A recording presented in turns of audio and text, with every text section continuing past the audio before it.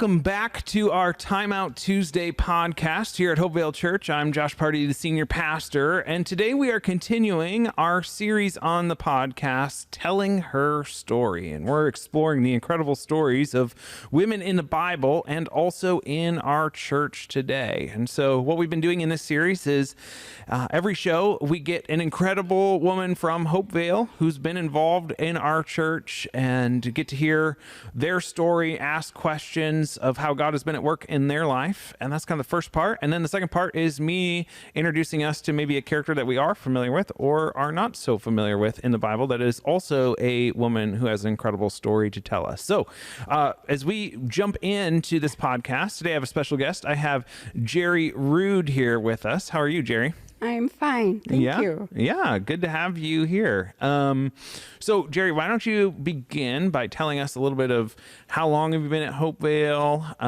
and what brought you to Hopevale, and then I'll ask you some more questions after that. We have been at Hopevale, my husband and I, since, I would say, 1980. Okay. And it was the preaching that brought us here. And we have stayed because we have grown and we've been fed, and that's the most important part is being fed and growing in your Christian walk. Yeah. So you've been here since 1980. What are some of the different things that you have been involved with at Hopevale? When I first came, there was a handbell choir. Okay. And that drew me right away. And so I played handbells for 20 years. Okay. And that blessed my soul. Music is one of the things that I love. That's one way God speaks to me, is through music. Mm-hmm. And I am so thankful for all of those years and the friendships that were made through that. Yeah. Also, I was in a community group with Paul Mays at that time, and so we have always been in some kind of a Bible study or a community group, and right now we are in a community group that started when Hopevale started the groups. I believe that was under Pastor Ken. Okay. And so we have been in the Smith community group, and right now it meets at our home and Tuesday nights, and we are blessed, totally blessed. And those relationships, they are another family. It's a very close-knit group, and it's where you share your walk, you share your struggles, and we are all prayed through each one of those. Yeah. That's awesome. So tell us a little bit about yourself. Well, who is Jerri? What's your personality like? What do you like to do? I grew up in Wisconsin. Okay. And were you a Packer fan? Oh, yes. Are you a Lions fan now? Or no, oh, you're still a Packer fan? Ooh. Okay. Yeah, it brings some contention. My sister is a loyal Packer fan. Okay. So she even has the cheese head to wear. But I grew up on a farm, and I couldn't have asked for a better setting for growing up in. It just gave you a sense of God's creation, the earth, the crops, the animals. My dad and I would work in the barn, and my sister and my mother were more in the house. So my dad and I had a very, very close relationship. And just driving the tractor, just anything that had to do with the farm, and especially the crops. I love it when it's planted. I love to watch it grow. And I think harvest time is my favorite time of year. That's why I love autumn the most, because you see the farmers bringing in what God has provided. Yeah. And it touches my soul. That's my very being.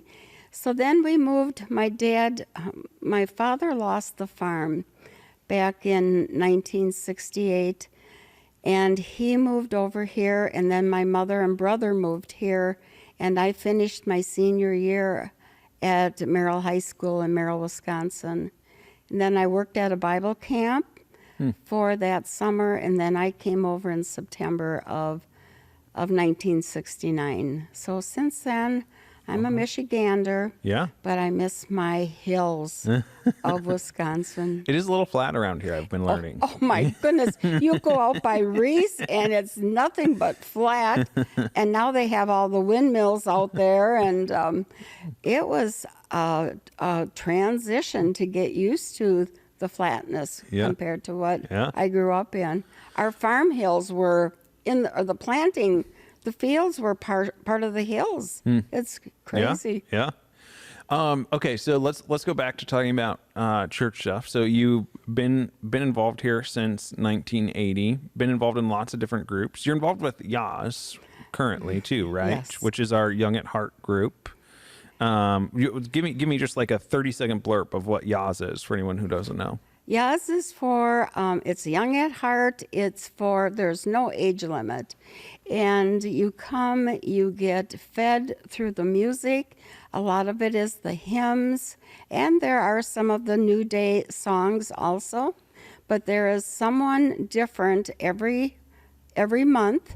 And they sing, and then there's songs that we sing along with. But to me, these people are my treasures. God has given me these people to love on. And I couldn't ask for a better fit. How to minister and to pray for these people and get to know them. When they call me for their reservations. And it's a time where I can minister to them on the phone. Yeah. So that meets once a month, yes? Once a month. Second Tuesday of the month. Second Tuesday of the month. Yes. At North Campus. At North Campus in the venue. Okay. So if people are looking to check it out, that would be a good time. Please What time does it start? It starts at 10:30. The doors are open at 10. Okay. And you can come and pick whatever table you want to be at. And then lunch is served. And then whoever is singing will come back that last half hour. They sing for an hour, and then it's lunch break, and then singing again. We had the Bonner Brothers here this last month, and it was a sold-out crowd.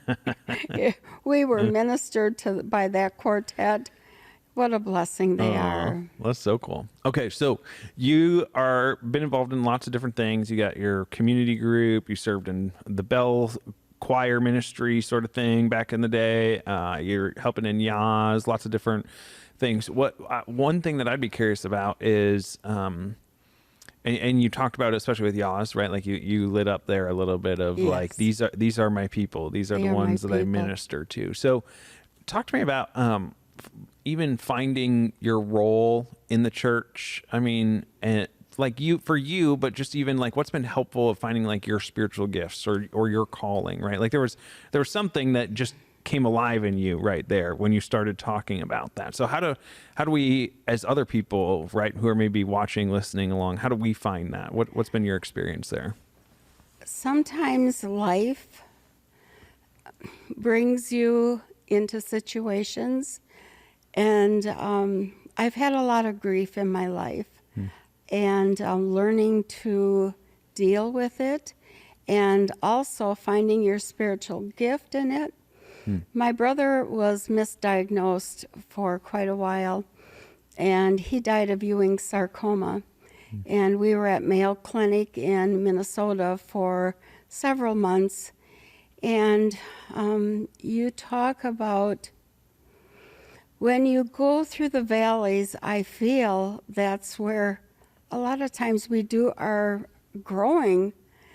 You're not growing when you're always on the mountaintop. It's when you are really going through the waters, going through the river, going through the fire, and yet we know our God is sovereign. He knows He's gone before us. He is going before us. And it is through that I have learned compassion for those who are sick, who are going through different fires. It's not only sickness, but it's through many different situations. And when you can say to them, I have gone through that. And one of my ministries is sending cards to people and being an encourager to them, or picking up the phone, or meeting for coffee if someone is really hurting and this needs to be continued. And so just going out for coffee with a friend who is dealing with death. I've been through there, not the death of a husband, but a death of a close family member. And God can use that. So if ever you are looking, go to the Lord, go to the scriptures, listen to music, because there are words in certain songs that just, God is talking to you specifically. I'll get in the car and I have XM radio on there, and it's the song I need for right now. Yeah. And that's why Yaz is so important to me, because it's something I can minister hands-on with these people. I'm at that age. And Shauna, who works with me at the desk, is about the age of my children. And so we kind of laugh and say, between the two of us, we make one good person. Our memories aren't the best. And so we work together as a team. And you know what? That's the most important part. You may not think that your job is that important, but we're the hands and feet. There are many different parts of the body. Yeah. You have to remember, you may feel it's insignificant, but it isn't if you are doing what God calls you to do. Yeah. Amen. That's good. Oh, that's very good. Well, it's fun to hear a little bit of your story and just how God's been at work in your life. So thank you. Thanks for sharing that. I would love to take a moment and now have the opportunity to share. So the second part of this podcast that we've been doing is, but there's lots of these incredible women in the Bible that we don't always have airtime for, that don't get talked about. And so we've been through this series, kind of naming some of them and telling their stories. And the one I want to talk about today is Priscilla. So this is not a test. You will not be graded on this, okay? Are you familiar at all with Priscilla? You've heard Priscilla's name? I've heard, but my memory's not taking me there at the moment. Yeah. Yes. So and they're so Priscilla's kind of mentioned in passing, right? And usually mentioned with her husband Aquila. They're usually kind of a team that are working together.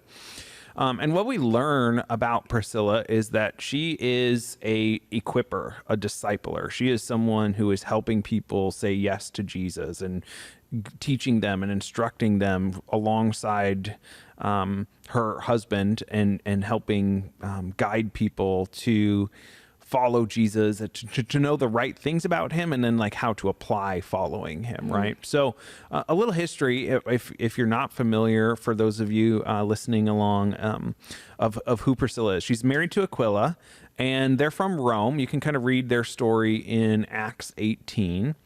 And what happens is they're kicked out of Rome. Claudius at that point had ordered all the Jews to evacuate, and Aquila and Priscilla, or Priscilla and Aquila, and we should say it that way for a very important reason I'll talk about here in a second. What happens is they become co-workers with Paul. And by that, they become co-workers in his daily trade of making tents, but they also become co-workers in the gospel and sharing the good news about who Jesus is. Now, what's curious about Priscilla that we don't catch, like if we're not grounded in, like, this is, what I love about followers of Jesus. You were just talking about how we all have different parts to play, roles to play in the body, right? And that is so true, especially when it comes, and a lot of my role is like teaching the Bible and understanding it, but I am so dependent on scholars and historians and people who go back and are archaeologists, right? Like those type, like there's all sorts of people that I have to lean on to understand what is happening. Because you can't just, we can get a lot through the plain reading of the text of the Bible. For sure, we can understand the main points, the big picture, but there's a lot happening there because this text it's ancient, right? You're talking at least 2,000 years old. Some of it's older than that and written different language, different time period, like just completely different cultures. And so one of the things that happens with Priscilla and Aquila is that her name is almost always mentioned first. Now, at first glance to us, that really doesn't make much of a difference, but we kind of have a history of this, right? Like traditional English, if you are a married couple, it would always be Mr. and Mrs. Pardee, right? Or Mr. and Mrs. Rood for you and Joe. And that's how ancient tradition kind of worked too. Like the female was usually not mentioned, or if she was mentioned after the male. But pretty much exclusively, we find that Priscilla's name is actually mentioned first. When the Bible's talking about how they're teaching and equipping and leading people, most people will point to this is a pretty good indicator of just how significant Priscilla was. Like that's not just a oopsie there, or like and it's not just one time that we have it; it's multiple times. So it's really important. It's really pointing to just her significant role that she plays alongside of Aquila and is helping lead people to Jesus. And one of the people that they work with is Apollos. And they are helping him understand the way of God more adequately, is what it says, and helping him understand who God is. And so much so that we see that Apollos then becomes this dynamic teacher and leader too of helping lead other Jews at that time to who Jesus is. So he's like this zealous character who's fired up, but he's got his theology a little off. He's kind of headed a little bit in the wrong direction. And the story goes that Priscilla and Aquila kind of bring him in and they start teaching him and they start saying, okay, no, this is actually what we believe, right? And this is how you live this out. And then Apollos becomes very influential in leading others to know who Jesus is and how to follow him. So we see all of this in the book of Acts, and in Romans, we see that Romans 16, Paul calls both Priscilla and Aquila co-workers, that they are co-workers that were responsible, or we could say sharing in the weight of his pastoral work, right? His teaching and preaching and equipping others to know how to follow Jesus. And so it's really this high,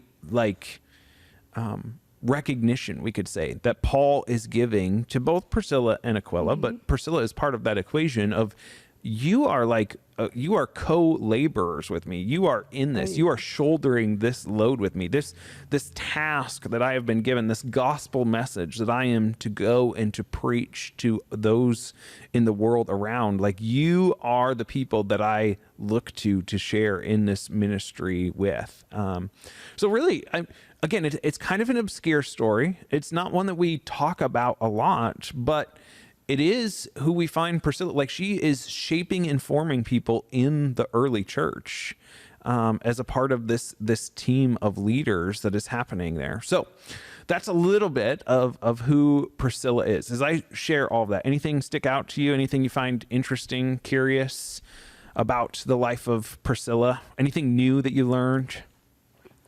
Not new, but she was faithful. And that's the most important thing is that was a gift that she was given, and that's what she was doing, and that's faithfulness. Yeah.